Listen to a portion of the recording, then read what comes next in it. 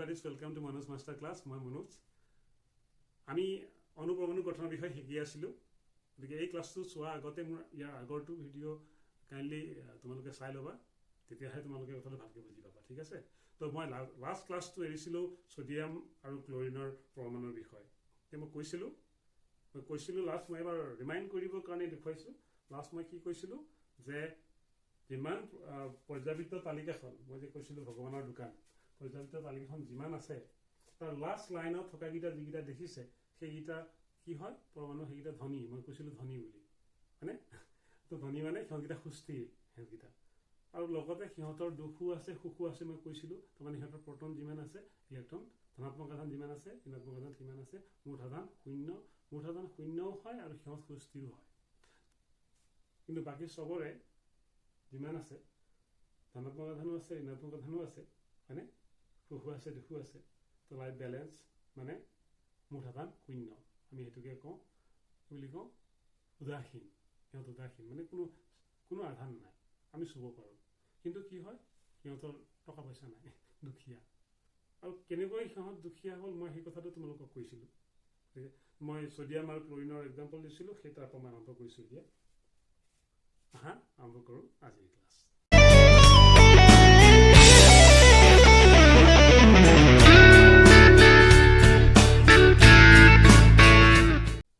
পৰ্যাবৃত্ত তালিকাখন দেখিছা? এতিয়া মই কৈছিলোঁ যে ছ'ডিয়ামে ইলেক্ট্ৰন এটা দিব বিচাৰিব, যিটো মই দেখুৱাই আছোঁ। এটা ইলেক্ট্ৰন হয় দিব বিচাৰিব, নহয় 7টা ইলেক্ট্ৰন ল'ব বিচাৰিব। এতিয়া কোনটো কৰিব মই তেতিয়া কৈছিলোঁ। অ'কে, তেনেকৈ ক্লৰিনে তাক আৰু 7টা ইলেক্ট্ৰন, তাৰ 7টা ইলেক্ট্ৰন আছে আৰু এটা ইলেক্ট্ৰন লাগে। সি হয় এটা ইলেক্ট্ৰন ল'ব, নহয় 7টা ইলেক্ট্ৰন কাৰোবাক দিব। এতিয়া সি কি কৰিব? ক্লৰিনে এটা ইলেক্ট্ৰন ল'ব নে 7টা ইলেক্ট্ৰন কাৰোবাক দিব? তেনেকৈ চাওঁচোন কথাটো। অ'কে, এতিয়া ছ'ডিয়াম, এইটো ছ'ডিয়ামৰ এইটো নিউক্লিয়াছ। ছ'ডিয়ামৰ নিউক্লিয়াছ, এইটো ইলেক্ট্ৰনৰ ছবি, এইটো হ'ল ইলেক্ট্ৰনীয় বিন্যাস। এতিয়া ছ'ডিয়ামে হয় এই এটা ইলেক্ট্ৰন কাৰোবাক দিব, নহয় 7টা ইলেক্ট্ৰন কাৰোবাৰ পৰা ল'ব। এতিয়া ল'ব নে দিব মই সেইটোকে ক'ব বিচাৰিছোঁ। বুজিবলগীয়া কথা কিন্তু। যেনেকৈ আমি এটা পঘা, এটা খুঁটি গৰু যদি আমি বান্ধি থওঁ, তোমালোকে বান্ধিছে চাগে। তো এটা খুঁটি তুমি যদি গৰু এডাল বান্ধি থওঁ, গৰু এজনী বান্ধি থওঁ, তো সেই গৰুজনী কি কৰিব? এনেকৈ খুঁটি এটা বান্ধি থ'লোঁ, গৰুজনী বান্ধি থ'লোঁ। গৰুজনী ইফালে যাব বিচাৰিব, যাব নোৱাৰে। গতিকে আল্টিমেটলি গৰুজনী এনেকৈ ঘূৰি থাকিব, পঘাটো থাকে। ঘূৰিব নিবিচাৰে, একচুৱেলি সিফালে যাব বিচাৰে, পঘাটো টানি দিয়ে। খুঁটিটোৱে ৰছীডালৰ সহায়ত গৰুজনীক এইফালে টানে। সেইকাৰণে গৰুজনী ইফালে যাব বিচাৰিলেও এইফালে হৈ যায়। আকৌ ইয়াত যাব, এইফালে যাব বিচাৰিছোঁ, আকৌ ৰছীটোৱে টানিব, খুঁটিটোৱে টানিব। সেইকাৰণে তাৰ গতিটো বৃত্তাকাৰ হৈ যায়। এতিয়া কথাটো হ'ল এই যে খুঁটিটো ইয়াতে ধৰি লৈছোঁ এজনী বা দুজনী বা তিনিজনী গৰু ৰাখিছোঁ, হয়নে? মানে একেটা পঘাতে বান্ধি থৈছোঁ। ইয়াত যদি মই আৰু 7জনী 8জনী বান্ধি থৈ দিওঁ গৰু, খুঁটি দেখোন উঘালি বা ছিঙি পেলাই গুচি যাব। মানে খুঁটিটোৱে নিৰ্দিষ্ট কেইজনীমান গৰুহে ৰাখিব পাৰিব। তেনেকৈয়ে চাব, এই নিউক্লিয়াছটো যে কৈছিলোঁ, নিউক্লিয়াছটো হ'ল ধনাত্মক আধান আছে। আৰু এই ঋণাত্মক আধানকেইটাক এনেকুৱাই, মই যিটো ৰছী বুলি কৈছিলোঁ তেনেকুৱা ৰছী এডাল, মানে মই যে কৈছিলোঁ আঠা বুলি, চিমেণ্ট বুলি কৈছিলোঁ, হয়নে? 2 নম্বৰ শক্তিশালীটো কৈছিলোঁ, কি কৈছিলোঁ? কুলম্বৰ শক্তি বা স্থিৰ বিদ্যুৎ শক্তি। সেই তেনেকুৱা সেই নামৰ যিটো আঠা, যিটো ছেকেণ্ড কোৱালিটি আছিলে হাইষ্ট, সেই কোৱালিটিৰ ৰছীটোৱে এনেকুৱা পঢ়া লৈ থোৱা আছে। এনেকৈ পঢ়া এইকেইটা পঢ়া বগা আছে, এইকেইটা দেখিছে নহয়? এনেকৈ নিউক্লিয়াছে এইবিলাক টানি ৰছী লগাই থোৱা আছে। এতিয়া এইটো চবতকৈ ওচৰত এই দুটা আছে। এই পঘাটো চুটি, এইকেইটা পঘা দীঘল। পঘাটো যিমানেই চুটি হ'ব তেতিয়া ওচৰত বান্ধি থোৱা থাকিব নহয়, এইটো বেছিকৈ মজবুত হয়। অলপ পঘাটো যদি দীঘল হৈ যায়, মানে দূৰত্ব যিমানেই বাঢ়ে এই শক্তিটো কমি যায়, মানে এই টনা শক্তিটো কমি যায়। মানে সিমান টান খাই থকা নাই এইফালে, কিন্তু এইকেইটা বেছিকৈ টান খাই আছে। এইকেইটা পঘা হ'ল। এতিয়া ইয়াত এইটো খুঁটি, নিউক্লিয়াছটো, এই খুঁটিটো মানে এই প্লাছ আৰু ইলেক্ট্ৰনবিলাক ধৰি লৈছোঁ মই গৰুকেইজনী। তো নিৰ্দিষ্ট কেইজনমান গৰুৱে ধৰি ৰাখিব পাৰিব। তুমি ইয়াত যদি 7টা ইলেক্ট্ৰন লৈ আহা, চাবা দেই, 1 নম্বৰ কথাটো 7টা ইলেক্ট্ৰন আনিব পাৰিবা নাই? 7টা ইলেক্ট্ৰন যদি লৈ আহা, ইয়াত কেইটা ইলেক্ট্ৰন আছে? ইয়াত 11টা ইলেক্ট্ৰন আছে, হয়নে? 11টা ইলেক্ট্ৰনক আকৌ কি কৰিব? মই কৈছিলোঁ এই দ্বিতীয় একেধৰণৰ আধান হ'লে ইটোৱে সেইটোত খেলিব, ওচৰলৈ আহিব নিদিয়ে। এই 11টা ইলেক্ট্ৰনে যদি তুমি ইয়াত 7টা ইলেক্ট্ৰন আনিব বিচাৰিবা, সিহঁতে ঠেলিব, নাহিব। আৰু দ্বিতীয়টো শক্তিশালী, মই কৈছিলোঁ বহুত জোৰে ঠেলিব, একদম জোৰে ঠেলিব। 11টা এনেকৈ ঠেলি আছে আৰু সেইফালৰ পৰা 7টা আহি আছে, ক'ত হ'ব? পাৰিব জানো? প্ৰায় অসম্ভৱ, হয়নে? তাহলে বহুত জোৰ প্ৰয়োগ কৰিব লাগিব আনিবলৈ। আৰু কেনেবাকে যদি কোনোবাই বহুত জোৰ কৰি আনিও দিয়ে 7টা ইলেক্ট্ৰন, এই খুঁটিটোৱে মানে নিউক্লিয়াছে সেই 7টা ইলেক্ট্ৰনক ইয়াক ক'ত ধৰি ৰাখিব পাৰিব? নোৱাৰে নহয়। গতিকে কি হ'ব? আল্টিমেটলি গোটেই পৰমাণুটোৱে ভাঙি যাব। 7টা ইলেক্ট্ৰন কিয় ল'ব নোৱাৰে সোডিয়ামে? কাৰণ 7টা ইলেক্ট্ৰন এইকাৰণে ল'ব নোৱাৰে, এক নম্বৰ কথাটো হ'ল 7টা ইলেক্ট্ৰনক বাহিৰৰ পৰা বল প্ৰয়োগ কৰি পৰমাণুটোৰ ভিতৰলৈ আনিবলৈ পৰমাণুটোত থকা 11টা ইলেক্ট্ৰনে বিকৰ্ষণ বল প্ৰয়োগ কৰিব। সেই বলটো অতিক্ৰম কৰি 7টা ইলেক্ট্ৰন অনাটো সম্ভৱ নহয়, এক নম্বৰ কথাটো। আৰু 2 নম্বৰ কথাটো হ'ল যদি কেনেবাকৈ আনেও কোনোবাই মানে অতিমাত্ৰা শক্তি প্ৰয়োগ কৰি যদি আমি আনো সেইটো, তেনেহ'লে নিউক্লিয়াছে পৰমাণুটো সোডিয়ামৰ নিউক্লিয়াছে এই 7টা ইলেক্ট্ৰনক ইয়াৰ কক্ষপথত ধৰি ৰাখিব নোৱাৰে। বুজি পাইছা? সেইকাৰণে কি কৰিব? এই এটা ইলেক্ট্ৰন এডাল পঘা ইয়াৰ পৰা গুচি গ'লেও এটা গৰু যদি ছিগি গুচিও যায় ইমান কথা নাই, এটা ইলেক্ট্ৰন কাৰোবাক দিবহে বিচাৰিব, সি ল'ব নোৱাৰে। সোডিয়ামে ইলেক্ট্ৰন দিব বিচাৰে, ল'ব নিবিচাৰে। কাৰণ ল'বলৈ 7টা ল'ব লাগিব, সম্ভৱ নহয় ক'লোৱেই। সেইকাৰণে সোডিয়ামৰ চাব দেই, এতিয়া এই সোডিয়ামৰ বাহিৰৰ এই কক্ষটোক কয় যোজক কক্ষ, মই আগতে কৈছিলোঁ। তেনেহ'লে সোডিয়ামে সুস্থিৰ হ'বলৈ, ধনী হ'বলৈ কি কৰিব? ইলেক্ট্ৰন দিব নে ল'ব? ইলেক্ট্ৰন দিব। যোনবিলাক পৰমাণুৱে ইলেক্ট্ৰন দিব বিচাৰে নহয়, সিহঁতকে ধাতুৰ পৰমাণু বুলি কয়। তেনেহ'লে সোডিয়ামটো হ'ল ধাতুৰ পৰমাণু। এতিয়া সোডিয়ামে যদি দি দিয়ে, ইয়াতো খেল এটা আছে চাবা। সোডিয়ামৰ প্ৰটন কিমান? 11। এটা প্ৰটন মানে এটা ধনাত্মক আধান, 11টা প্ৰটন মানে 11টা ধনাত্মক আধান। ইলেক্ট্ৰন হ'ব 11টা, এটা ইলেক্ট্ৰন মানে এটা ঋণাত্মক আধান, 11টা মানে 11টা মাইনাছ। তো মুঠ আধান মই আগতে লিখিছোৱেই 0। মানে সুখো আছে, দুখো আছে, বেলেঞ্চ আছে, 0। কিন্তু সুস্থিৰ হয়নে? সুস্থিৰ মানে ধনী হয়নে? নহয়। এতিয়া ধনী হ'বলৈ কি কৰিব? সি কাৰোবাক এটা ইলেক্ট্ৰন দিব বিচাৰিব, হয়নে? তাতে এটা সমস্যা আহি যাব দেই। যদি দিয়ে কি হ'ব বাৰু, সমস্যাটো পিছত কৰিম। যদি কাৰোবাক ইলেক্ট্ৰন দিয়ে, সি মই দেখিছোঁ যে সি ইলেক্ট্ৰন দিব বিচাৰিছে কেইটা? এটা। তেনেহ'লে ই যদি সেই 11টা ইলেক্ট্ৰনৰ এটা ইলেক্ট্ৰন যদি কাৰোবাক দি দিয়ে, যদি সি এটা ইলেক্ট্ৰন দি দিয়ে, 11টা ইলেক্ট্ৰনৰ এটা ইলেক্ট্ৰন কমি যাব, কেইটা হৈ যাব? 10টা। এতিয়া চাব, এটা প্ৰটনে এটা ইলেক্ট্ৰনক নিষ্ক্ৰিয় কৰিব পাৰে। তো 10টা ইলেক্ট্ৰনে চাবচোন 10টা প্ৰটনক নিষ্ক্ৰিয় কৰিব। তেনেহ'লে ইলেক্ট্ৰন আছে 10টা, প্ৰটন আছে 11টা। তেনেহ'লে সুখ বেছি হৈ গ'ল, দুখ কমি গ'ল। তেনেহ'লে মানুহটো এতিয়া বেলেঞ্চত নাথাকে।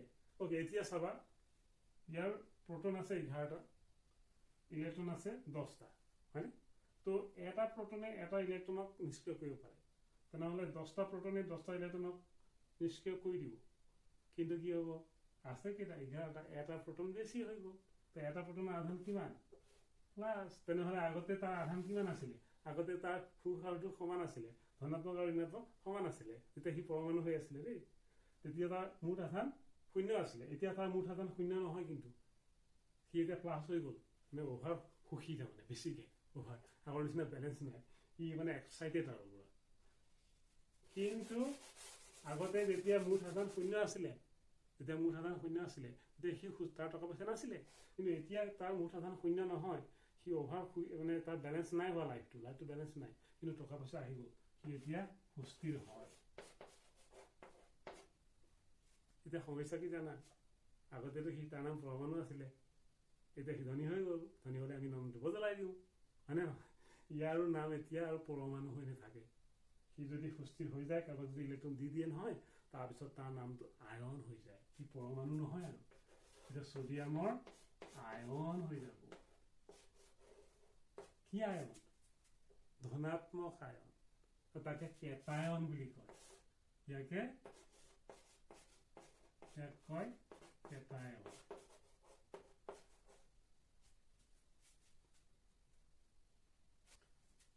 এতিয়া সি ধনী হৈ গ'লতো, তাৰ নাম সলনি হৈ গ'ল।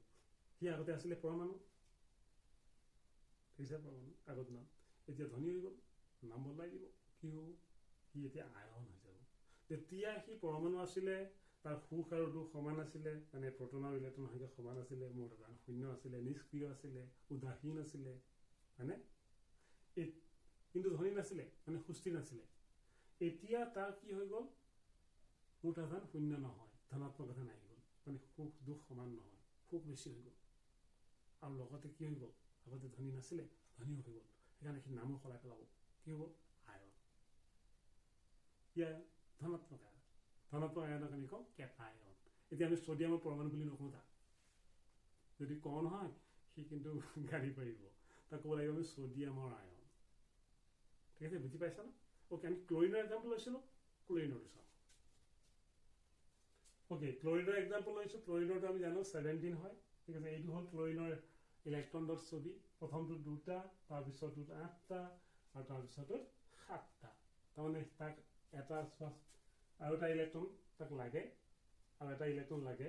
এতিয়া তাক কি হৈ আছে, 17টা প্ৰটন, 17টা ইলেক্ট্ৰন, 17টা প্ৰটনে 17টা ইলেক্ট্ৰন, 17টা 17টা, তাৰমানে 17টা প্ৰটন ধনাত্মক আধান, 17টা ঋণাত্মক আধান। গতিকে ধনাত্মকে ঋণাত্মক নিষ্ক্ৰিয় কৰি দিছে, সেইকাৰণে ই উদাসীন, মুঠ আধান শূন্য। সেইকাৰণে আমি চুব পাৰোঁ, চৰ্ট নকৰে। কিন্তু ধনী নহয়, ই ধনী নহয়, সুস্থিৰ নহয়। ঠিক আছে, এতিয়া সুস্থিৰ হ'বলৈ কি কৰিব লাগিব, সি বৰবাৰে কোৱা মতে কি হ'ব লাগিব, ইয়াত তাক আৰু এটা ইলেক্ট্ৰন লাগিব, ইয়াত আৰু এটা ইলেক্ট্ৰন লাগিব। দেখিছা না, ইয়াত আৰু এটা ইলেক্ট্ৰন লাগিব, নতুবা এই 7টা ইলেক্ট্ৰন কাৰোবাক দিব লাগিব। এতিয়া অথনি যে কৈছিলোঁ, ইয়াক আৰু এটা ইলেক্ট্ৰনটো সি ল'ব পাৰিব, মানে খুঁটিটোত আৰু এটা গৰু বান্ধিব পাৰি, মই কৈছিলোঁ হয় না, খুঁটিটোত আৰু এটা গৰু বান্ধিব পাৰি, গতিকে এটা ইলেক্ট্ৰন আনিব পাৰি। এই 7টা ইলেক্ট্ৰন কাৰোবাক দিব পাৰিম নাই, খুঁটিটোৰ পৰা 7টা ইলেক্ট্ৰন, 7টা গৰু ৰছী ছিঙি লৈ যাব পাৰিনে? এতিয়া ৰছী ছিঙা মানে বান্ধোন, ৰছী ছিঙিবলৈ গাত জোৰ লাগিব ন। যেনেকৈ আমি আনোতে কোনোবাই ঠেলিছিলে, আমি তাক আনোতে আমাক কষ্ট হ'ব বুলি কৈছিলোঁ, তেনেকৈ 7টা ৰছী ছিঙি লৈ, 7টা পঘা ছিঙি তুমি জোৰ জস্তি ছিঙি নিবলৈ বহুত শক্তি লাগিব নহয়। সিমান শক্তি কোনে প্ৰয়োগ কৰিব, প্ৰায় সম্ভৱ নহয় তাৰমানে। কিন্তু এটা ইলেক্ট্ৰন কাৰোবাৰ পৰা আনিলে, কিন্তু ইয়াৰ ইমান সেই নিউক্লিয়াছে এটা গৰু বেছি হ'লে ইমান তাক এফেক্ট নহয়, কিন্তু 7টা ইলেক্ট্ৰন ইয়াৰ পৰা লৈ যোৱাটো, এই বান্ধোনটো ছিঙি, কুলম্বৰ বান্ধোনটো ছিঙি ইয়াৰ পৰা 7টা ইলেক্ট্ৰন লৈ যোৱাটো কিন্তু সম্ভৱ নহয়। সেইকাৰণে কি কৰিব, সেইকাৰণে ক্লৰিনে ইলেক্ট্ৰন ল'ব নিদিব, ক্লৰিনে এটা ইলেক্ট্ৰন ল'ব বিচাৰিব, 7টা ইলেক্ট্ৰন দিব নিবিচাৰে, কাৰণ দিব বিচাৰিলেও নোৱাৰে, কাৰণ 7টা ইলেক্ট্ৰন ইয়াৰ পৰা কাৰোবাক দিবলৈ সেই ৰছীকেইটা সেই শক্তিটো অতিক্ৰম কৰি ইহঁতক লৈ যাব লাগিব। তাৰ কাৰণে তুমি ইহঁতৰ সেই যিটো শক্তি, সেই শক্তিতকৈ বেছি শক্তি প্ৰয়োগ কৰিব লাগিব, সিমান শক্তি প্ৰয়োগ কৰাটো সম্ভৱ নহয়। সেইকাৰণে ক্লৰিনে ইলেক্ট্ৰন ল'ব বিচাৰিব। এতিয়া যিবিলাক পৰমাণুৱে ইলেক্ট্ৰন ল'ব খোজে, কিয় ল'ব খোজে বাৰু, সুস্থিৰ হ'বলৈ, ধনী হ'বলৈ। যিবিলাকে ইলেক্ট্ৰন ল'ব খোজে নহয়, তেনেকুৱা ধৰণৰ পৰমাণুবিলাকক অধাতুৰ পৰমাণু বুলি কয়। অথনি যে কৈছিলোঁ ছডিয়ামে দিব বিচাৰিছিলে, যিবিলাকে ইলেক্ট্ৰন দিব বিচাৰে ধনী হ'বলৈ, সুস্থিৰ হ'বলৈ, সিহঁতক কয় ধাতুৰ পৰমাণু। আৰু যিবিলাকে সুস্থিৰ হ'বলৈ ইলেক্ট্ৰন ল'ব খোজে, সিহঁতক কয় অধাতুৰ পৰমাণু। তেনেহ'লে ক্লৰিন হ'ল অধাতুৰ পৰমাণু, ক্লৰিনে ইলেক্ট্ৰন ল'ব বিচাৰিব কাৰোবাৰ পৰা। এতিয়া এই বাহিৰৰ কক্ষপটোক কয় যোজক কক্ষ।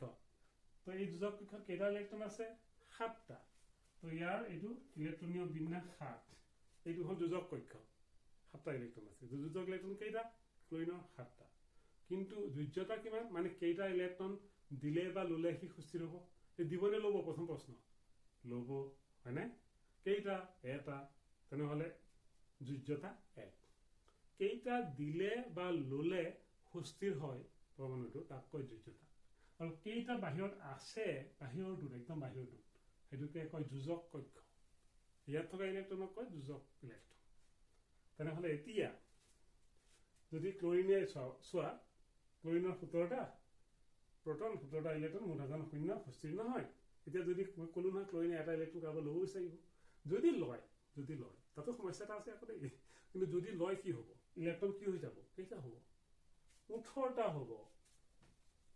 যদি লয় ক্লৰিনৰ ইলেক্ট্ৰন কিমান হ'ব, চাই থাকিবা দেই, ইলেক্ট্ৰন হ'ব কেইটা, 18টা। তেতিয়া কি হ'ব, 17টা প্ৰটনে 17টা ইলেক্ট্ৰনক নিষ্ক্ৰিয় কৰিব পাৰে। উদাসীন কৰিব পাৰে তেনেহ'লে 17টা কৰি দিব তেনেহ'লে বাকী আৰু এটা ইলেক্ট্ৰন যে বেছি হৈ গ'ল তাক কোনে কৰিব তাতো কোনেও কৰিব নোৱাৰে তেনেহ'লে মুঠ আধান এতিয়া কি হৈ যাব আগতে 0 আছিলে এতিয়া ঋণাত্মক হৈ যাব মাইনাছ হৈ যাব আগতে তাৰ সুখ আৰু দুখ সমান আছিলে লাইফ বেলেঞ্চ আছিলে কিন্তু টকা পইচা নাছিলে এতিয়া তাৰ কি হৈ গ'ল সুখ বেছি নে দুখ বেছি হৈ গ'ল সি দুখী ই একদম ভিখাৰী গ'ল একদম দুখত পৰা একদম পাগল হৈ আছে এতিয়া বেলেঞ্চত নাই সুখ কমি গ'ল দুখ আহি গ'ল গতিকে ইয়াক চুব নোৱাৰা আৰু খেঙা আহিব একদম কামুৰি দিব ঠিক আছে ই মাইনাছ কিন্তু টকা পইচা আহি গ'ল তাৰ ধনী সুস্থি গম পাইছা নহয় অথনি মুঠ আধান 0 আছিলে বেলেঞ্চ আছিলে লাইফ কিন্তু তাৰ লগত টকা নাছিলে কিন্তু এতিয়া তাৰ আকৌ মুঠ আধান 0 নহয় দুখ বেছি হৈ গ'ল হ'লে কি হ'ব টকা পইচা কিন্তু আহি গ'ল এতিয়া যদি আহি যায় মই কৈছিলোঁ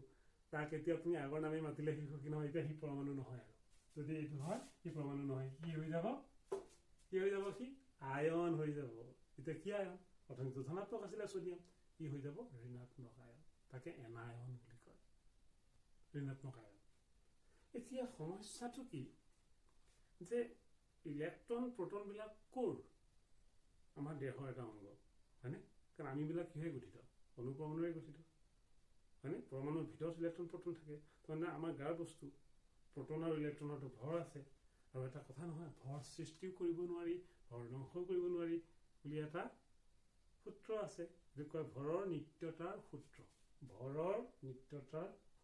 মানে সূত্ৰটোৰ মতে ভৰ সৃষ্টি কৰিব নোৱাৰা ভৰ ধ্বংস কৰিব নোৱাৰা তাৰমানে পদাৰ্থৰ সৃষ্টি কৰিব নোৱাৰি পদাৰ্থ ধ্বংস কৰিব নোৱাৰি তেনেহ'লে এতিয়া ইলেক্ট্ৰন প্ৰটনবিলাকতো পদাৰ্থৰ ভিতৰৰ বস্তুটো পদাৰ্থই হ'ব ন হয় নহয় তো আমি তেনেহ'লে এতিয়া সোডিয়ামে ইলেক্ট্ৰন এটা কাৰোবাক দিয়া ভাল যে ক'লোঁ তাৰমানে নিজৰ গাৰ বস্তু এটা কাটি পেলাই কাৰোবাক দিব নেকি দিব নোৱাৰে নহয় হয়নে তেনেকৈ ক্লৰিনে কাৰোবাৰ ইলেক্ট্ৰন ল'ব কোনে দিব তাক এইবিলাক নিয়ম আছে নহয় দিবই নোৱাৰে তাৰমানে মোৰ গাত মই নতুনকৈ ইলেক্ট্ৰন বনাবও নোৱাৰোঁ বা মোৰ থকা ইলেক্ট্ৰন মই কাৰোবাক দিবও নোৱাৰোঁ নিয়ম এটা আছে সেইটোকে কয় ভৰৰ নিত্যতাৰ সূত্ৰ ডাঙৰ সমস্যা হ'ল কিন্তু ধনী হ'বও বিচাৰে দিলেও ধনী হ'ব কোনোবাই ল'লে হ'ব আকৌ দিবও নোৱাৰে কেনেকুৱা কথা এই সমস্যাটোৰ সমাধান কেনেকৈ হ'ব মানে সেইটোকে আমি বুজিম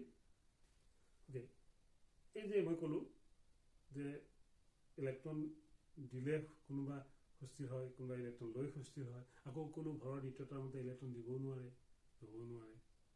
তাৰমানে ভৰ সৃষ্টি কৰিব নোৱাৰি ধ্বংস কৰিব নোৱাৰি তেনেহ'লে ইয়াৰ সমস্যাটোৰ সমাধান কি ইণ্টাৰেষ্টিং কথা সেইটো জানিবৰ কাৰণে আমাৰ অনুপৰমাণুৰ শেষৰটো ভাগ তোমালোকে চাবা সেইটোৰ পিছত তোমালোকৰ অনুপৰমাণুৰ বিষয়ে এটা ধুনীয়া বেছিক গ্ৰাউণ্ড জিৰ' কনচেপ্ট আহি যাব তাৰপিছত আমি চেপ্টাৰ ৱাইজ আমি ক্লাছবিলাক আৰম্ভ কৰিব পাৰিম কিন্তু যিকোনো 9 বা 10 যিকোনো চেপ্টাৰ পঢ়াৰ আগত এইকেইটা মই ইয়াৰ পিছতো নেক্সট যিটো ভিডিঅ' সেইটো লাষ্ট ভিডিঅ' হ'ব এই গ্ৰাউণ্ড জিৰ' কনচেপ্টৰ কাৰণে তাৰপিছতহে আমি চেপ্টাৰ ৱাইজ যাম গতিকে তোমালোকে তাৰ কাৰণে মোৰ ভিডিঅ'বিলাক চাই থাকিবা লাইক কৰিবা শ্বেয়াৰ কৰিবা কমেণ্ট কৰিবা কিবা যদি তোমালোকে ভিডিঅ' দেখিছা ভুল দেখিছা বা আৰু কিবা ভাল লাগি হ'লহেঁতেন বুলি ভাবিছা এনেকুৱা কৰিলে হ'লহেঁতেন বুলি ভাবা নহয় কমেণ্টো কৰিবা মই তোমালোকৰ কাৰণে চেষ্টা কৰিছোঁ গতিকে কিবা মোৰ দৃষ্টিত কিবা নপৰিব পাৰে তোমাৰ যদি মোক আঙুলিয়াই দিয়া মই ভাল পাম কমেণ্ট কৰিবা ছাবস্ক্ৰাইব কৰিবা নাপাহৰিবা ছাবস্ক্ৰাইব কৰিলে বেল আইকনটো দবাই ৰাখিবা যাতে মোৰ ভিডিঅ'ৰ নটিফিকেশ্যন তোমালোকে পাই থাকা গতিকে তেতিয়ালৈকে চাই থাকিবা এনজয় কৰা পঢ়া কনচেপ্ট লোৱা এণ্ড স্মাইল বাই বাই